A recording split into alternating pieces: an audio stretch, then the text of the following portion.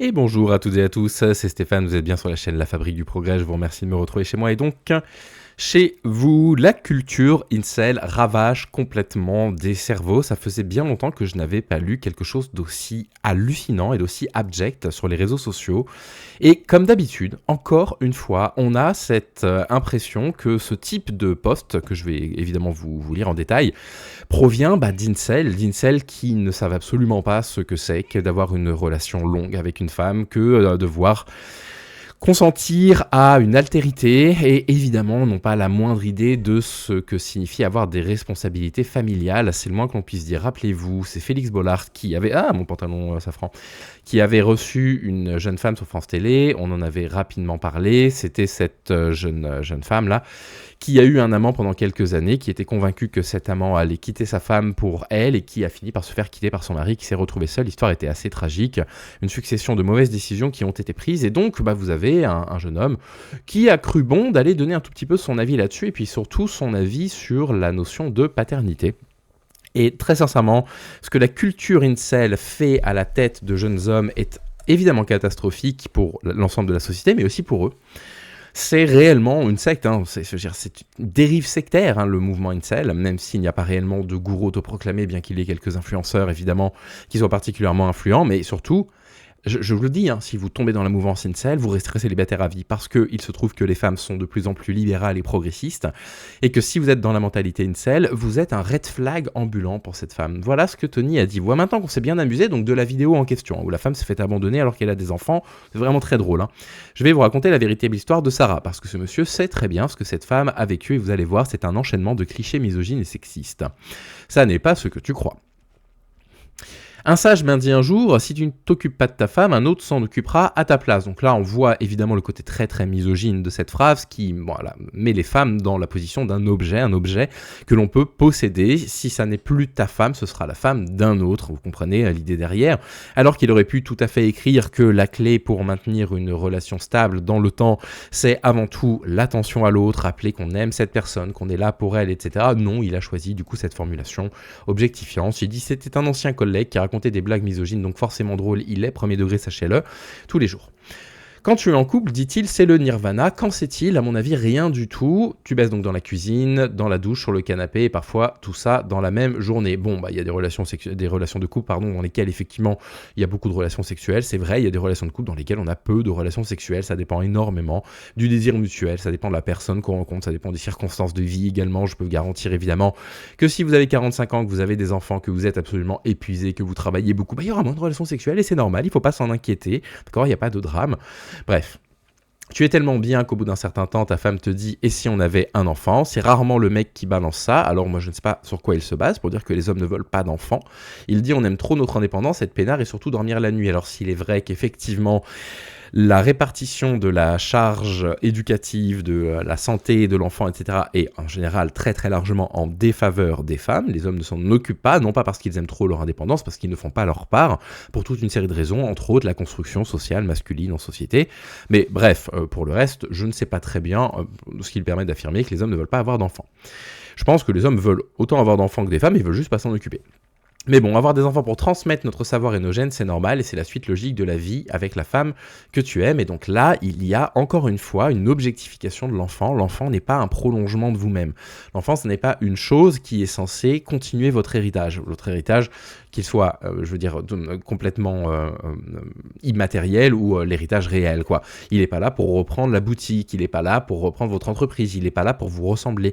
Vous n'êtes pas là pour faire de votre enfant le prolongement de vous-même. Au contraire, vous êtes là pour faire en sorte que votre enfant puisse se sentir suffisamment en confiance pour qu'il puisse s'exprimer, exprimer ses sentiments, exprimer sa volonté propre et puis évidemment sa propre destinée. Elle tombe enceinte et c'est le début des emmerdes, mon con. Ah d'accord, donc voilà. Donc là, vous êtes un red flag ambulant si vous pensez ça. Parce que comment voulez-vous qu'une femme pense à se projeter avec vous si vous vous dites « Ah bah la grossesse c'est le début des emmerdes ». La grossesse, dans une relation de couple hétérosexuelle, est un moment absolument merveilleux, je vous le dis. Un moment merveilleux pour la mère, malgré parfois les difficultés rencontrées. Le premier trimestre est souvent chargé de doutes, de nausées, de vomissements, etc. Mais c'est un moment où le couple se rapproche de façon extraordinaire, vraiment. C'est vraiment un moment où la tendresse est au summum, où d'un seul coup, tout le champ des possibles s'ouvre de nouveau, et d'un seul coup, on se dit, mais Ok, notre vie va être complètement bouleversée, et puis on va penser à la chambre, et on va penser à ceci, on va penser à cela. Excusez-moi, les allergies qui reviennent en ce moment. Bref, c'est un moment absolument magnifique en couple, à condition, évidemment, juste de prendre sa part. Son corps change, elle prend 20 kilos, alors oui, ça arrive que les femmes prennent beaucoup de poids, parfois plus que ça, parfois moins, mais du coup, c'est pas le début des emmerdes, c'est tout à fait normal, elle est en train de porter ton enfant, est-ce que c'est un problème pour toi qu'elle prenne du poids? Elle te siffle tous les chocobéennes au goûter, encore une fois, donc là, il y a une mécompréhension très très forte de la grossesse. Si effectivement, il y a certaines femmes qui décrivent à des moments très précis de leur grossesse des envies très particulières, ça peut être des aliments très très précis, ça peut être du sucre, ça peut être n'importe quoi. Il n'y a pas des fringales pendant 9 mois. Pendant 9 mois, les femmes ne demandent pas des fraises. Vous voyez ce que je veux dire? C'est un cliché, ça. Bref, elle engouffre tout ce qui passe. Non, en fait, les modifications de l'appétit, c'est pas pendant les 9 mois de grossesse. Et d'ailleurs, pendant le premier trimestre de la grossesse, la plupart des femmes vont plutôt vous dire, moi j'étais un peu barbouillée, donc non, il n'y a pas spécialement d'ouverture de l'appétit. Vous voyez, il n'y connaît rien à rien. Bon, c'est terrible. Bref, elle dit on ne juge pas, on ne sait pas ce que c'est que d'avoir un petit à couver pendant 9 mois, c'est pas parce qu'on ne sait pas qu'on peut pas avoir de l'empathie et se projeter. Et toi, comme une gigantesque merde, donc là il va insulter les gens, tu fais pareil, car tu te dis allez je vais me relâcher un peu, c'est ce qu'on appelle la couvade. C'est vrai qu'il y a certains pères qui prennent pas mal de poids pendant la grossesse. L'une des explications que j'ai pu lire est une explication plutôt sociale, à savoir que dans les couples on va dire fonctionnels, les hommes ont envie de faire en sorte que leurs femmes se sentent bien, leur font à manger ce qu'elles ont envie de manger, dans les quantités qu'elles ont envie de manger, et donc il y a ces idées reçues, les hommes pensent qu'il faut faire plus à manger. J'ai lu ça récemment, ils ont l'impression que pour que la future mère soit en bonne santé, qu'il faut beaucoup lui faire à manger, et donc il y a plus de nourriture, et donc on mange plus, effectivement. Et puis dans les périodes où il pourrait y avoir éventuellement certaines fringales liées à des aliments sucrés, eh bien socialement on a tendance à consommer la même nourriture que les personnes qui nous entourent. C'est ce que j'ai lu au sujet de la couvade.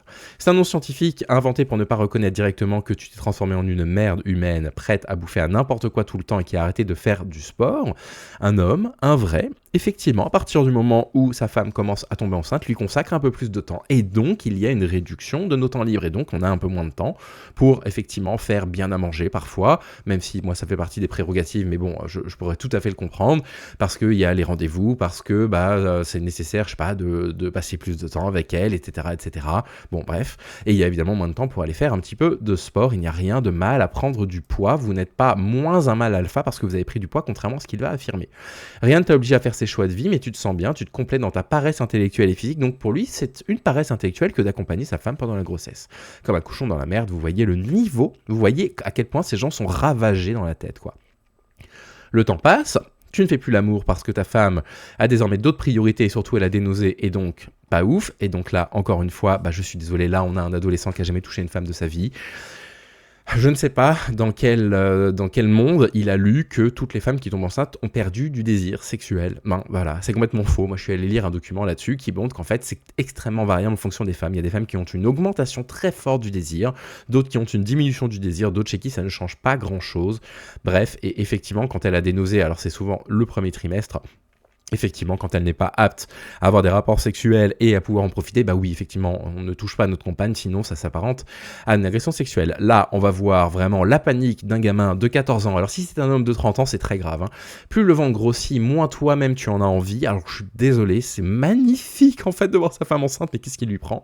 Et vient la fameuse question, mais est-ce que je pourrais toucher le bébé avec mon sexe? C'est ridicule. Ridicule, vraiment. Enfin, je sais pas.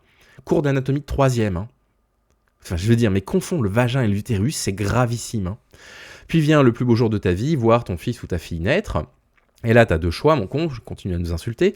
Continue ta vie de sous-merde à t'empiffrer de gâteaux dégueulasses devant la télé en rentrant du travail, blablabla, ou te reprendre en main. Mais à partir du moment où l'enfant arrive, en particulier si c'est le premier, mais dans quel monde un père se dit « Ah je vais en profiter pour prendre plus de temps libre ». Dans quel monde ça passe à l'esprit d'un père de se dire « Maintenant qu'il est là, c'est bon, je peux bien aller refaire du sport et augmenter mon temps libre par rapport à la grossesse ». Tu es un petit garçon, et si tu es un trentenaire, ce que je suspecte, ce que tu écris est particulièrement inquiétant, profondément ridicule. On va lire les commentaires, on va voir à quel point les gens sont ravagés de la tête. Je vous le garantis, jeune homme. Si vous êtes actuellement dans une situation où vous envisagez un jour de construire quelque chose, tirez un trait là-dessus. Ça n'arrivera jamais. Tu t'es relâché, métro, boulot, dodo, fatigue, et bébé. Non ? Monter 2 étages et t'es essoufflé comme une truie, tu t'es habitué à ne plus faire de sport et à ne plus baiser. Qu'est-ce que vous voulez que je dise? Vous allez la violer, votre femme, si elle a plus envie après l'accouchement? Parce qu'après l'accouchement, il peut se passer plein de choses. Hormonalement parlant, il y a des femmes chez qui le désir revient très vite, il y a des femmes chez qui le désir ne revient pas. voire plus. Ça existe. Et alors, tu vas la violer? C'est quoi cette phrase à la con? T'as pris 20 kilos que t'as jamais perdu? Oui, bon, c'est pas bien grave. Hein. Tu te dis que ta femme t'aimera de toute façon toute sa vie, vivre la routine et tu fais une erreur. Ta femme, il faut la bichonner? Oui, il faut montrer des marques d'affection. Elle va remplir le rôle le plus dur au monde, celui de maman. On voit à quel point le rôle de papa, lui, il ne l'envisage même pas. Hein. Ça va lui bouffer son temps libre, son énergie et son esprit H24. Alors si tu es un homme, ça va aussi bouffer ton esprit, ton temps libre et ton esprit H24 et ton énergie H24. Toi, t'existes plus du jour au lendemain, c'est complètement faux. Donc là, on voit encore un incel à la con. Vous voyez ce que je veux dire, qui n'a pas la moindre idée de ce que c'est qu'une relation entre un homme et une femme. Évidemment que les marines ne sont pas abandonnés par leur femme quand il y a un enfant qui arrive. C'est ridicule. Il dit ouais, mais c'est comme ça. Bah non, c'est pas comme ça. C'est pas comme ça et tu fais beaucoup de peine, vraiment. Sans te le demander, elle va attendre de toi du soutien logistique et psychologique. Mais encore heureux. Mais encore heureux, il dit si t'assures pas, c'est déjà mort. Mais en fait, c'est pas du soutien qu'il faudrait apporter, c'est juste faire notre part, à savoir la moitié. Pas apporter du soutien, pas lancer une machine une fois de temps en temps. C'est grave hein, de lire ça. Hein. Ça va créer des tensions, des engueulades, des incompréhensions. Non, ridicule. Ridicule de dire une telle chose. Un couple fonctionnel, l'arrivée d'un enfant, oui, ça augmente la fatigue. Oui, parfois il y a des petites tensions qui peuvent poindre, mais ça n'augmente pas les tensions, les engueulades ou les incompréhensions. Mais qu'est-ce que c'est que ça ? Et puis un jour, ton pichou va devenir autonome. 3 ans, comme dans la vidéo. Oui, à 3 ans, les enfants sont autonomes. Oui. Oh, mais au secours! Mais au secours! Et là, c'est terminé. T'as oublié qu'avant d'être 3, vous étiez 2. Ta femme t'aurait dû la bichonner, continuer à lui claquer les fesses une fois par jour. C'est de l'agression sexuelle. À la complimenter, car tu la trouves toujours aussi sexy. Il faut la complimenter, mais pas forcément sur son corps. Vous pouvez la complimenter sur plein de choses. Si elle a besoin d'être rassurée sur son corps, vous le faites. Mais bon, la complimenter sur le fait que vous la trouvez admirable, que vous avez une belle famille, que vous êtes heureux tous les 3. Enfin bref. Elle s'est remise au sport et toi non. Tu t'es vautré dans la facilité. Ça fait belle lurette qu'il n'y a plus rien entre vous. Aucun regard, ni complicité, ni rire, ni désir sexuel. La relation est morte. Bon, encore une fois, le désir sexuel n'a rien à faire là-dedans, hein, pour le coup, mais alors pour le reste, bah, je suis désolé, hein, libre à toi d'entretenir ça. C'est pas parce que tu as moins de temps que quand t'es à la maison, tu peux pas la prendre dans tes bras, lui faire des petits massages, etc. Ça fait mal au cœur de lire qu'un mec écrive ça. Ta femme, elle est allée voir ailleurs qu'elle en avait marre d'être avec une couille molle au secours.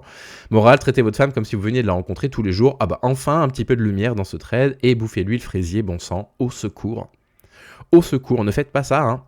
Ne faites pas ça si elle n'a plus envie de sexe après l'accouchement. Ne lui bouffez pas le fraisier, quoi, comme il le dit très vulgairement. Voilà. Ils sont ravagés, vraiment, et ils ne réalisent pas à quel point, en fait, ils sont terriblement isolés. Ils vont s'isoler jusqu'à la fin de leur jour à cause de ce genre de bêtises, quoi. Ne tombez pas là-dedans, par pitié, ne tombez pas là-dedans. Vous ne réalisez pas à quel point vous devenez un red flag pour les femmes et à quel point vous devenez dangereux et potentiellement violent, puisque là, dans ce trade, il y a la normalisation de la misogynie, la normalisation du viol conjugal, tout ce que vous voulez, c'est catastrophique. C'est vraiment un des courants les plus inhumains qui ait jamais été créé dans l'humanité, je pense. Allez. Bonne journée à toutes et à tous, prenez soin de vous, prenez soin des gens que vous aimez et je vous dis à demain. Salut les amis.